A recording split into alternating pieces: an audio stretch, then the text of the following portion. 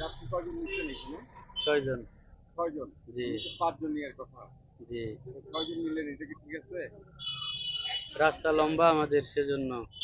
রাস্তা লম্বা। জি। এটা আপনার কোনো কারণে যদি অ্যাক্সিডেন্ট হয়, এটা ড্রাইভার কে? আমরা তো সাবধানতার ভাবে গাড়ি চালাই এমনি।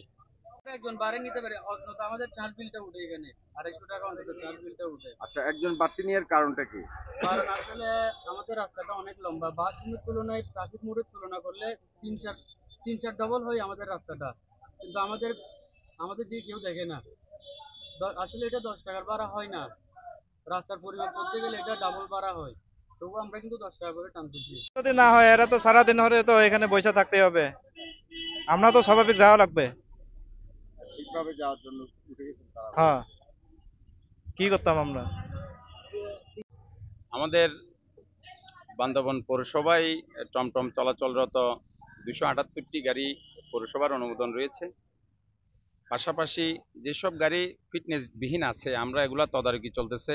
বান্দরবান পৌরসভা টমটমের মূল কমিটি যেটা ড্রাইভার সমিতি, এটা আমরা তদারকি আছি। আর যেসব ড্রাইভারগুলো রয়েছে এই ছোট, যারা গাড়ি চালানোর উপযোগী নয়, তাদের কারণে অ্যাক্সিডেন্টের মাত্রাটা বেড়েছিল।